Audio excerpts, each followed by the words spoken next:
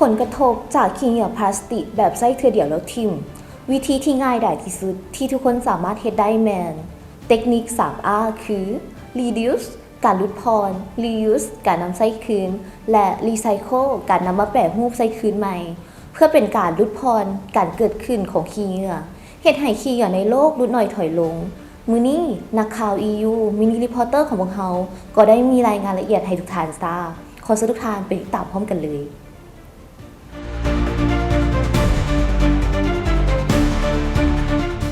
หรือว่าขี้เหงื่อพลาสติกแบบใช้เทื่อเดียวแล้วทิ่มสามารถส่งผลกระทบอย่างมหาศาลแก่โลกของพวกเรา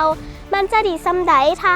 เราเริ่มมาให้คุณค่าในการลดพรการเกิดขึ้นของขี้เหงื่อด้วยการนำใช้เทคนิค 3R คือ reduce การลดพร reuse การนำใช้คืนและ recycle การนำมาแปรรูปใช้คืนใหม่การลดพรการเกิดขึ้นของขี้เหงื่อถือเป็นวิธีการที่ง่ายดายที่สุดที่ทุกคนสามารถเฮ็ดได้เพราะเมื่อพวกเราลดขี้เหงื่อได้ก็บ่จำเป็นจะต้องไปหาวิธีกำจัดในหลายๆชุมชนได้เริ่มมีการลดพรการเกิดขึ้นและการนำเอาขี้เหงื่อมาประยุกต์ใช้เป็นสิ่งประดิษฐ์ใหม่อยู่ในนครหลวงเวียงจันทน์โรงเรียนหลายแห่งได้เริ่มนำใช้การลดพรการเกิดขึ้นของขี้เหงื่อและมีการนำเอาขี้เหงื่อไปประยุกต์ใช้ให้เกิดผลประโยชน์มีบางโรงเรียนสามารถลดพรการนำใช้เจี้ยหลายพันใบ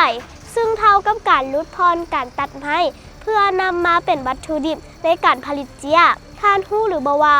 การแปรรูปขี้เหงื่อที่เป็นเจี้ยจำนวน 1,000 กิโลกรัมใน1 ปีสามารถรักษาต้นไม้ได้หลายต้นแต่น่าเสียดายที่มีขี้เหงื่ออยู่สปป.ลาวน้อยกว่า 15% ที่ถูกกลับเอามานำใช้ใหม่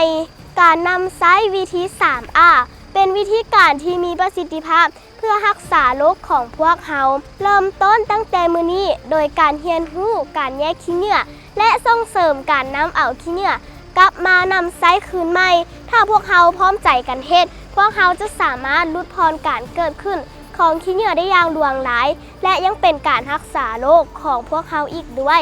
แสงพมิสุขษาภักดี EU Mini Reporter รายงานจากนครหลวงเวียงจันทน์ สปป.ลาว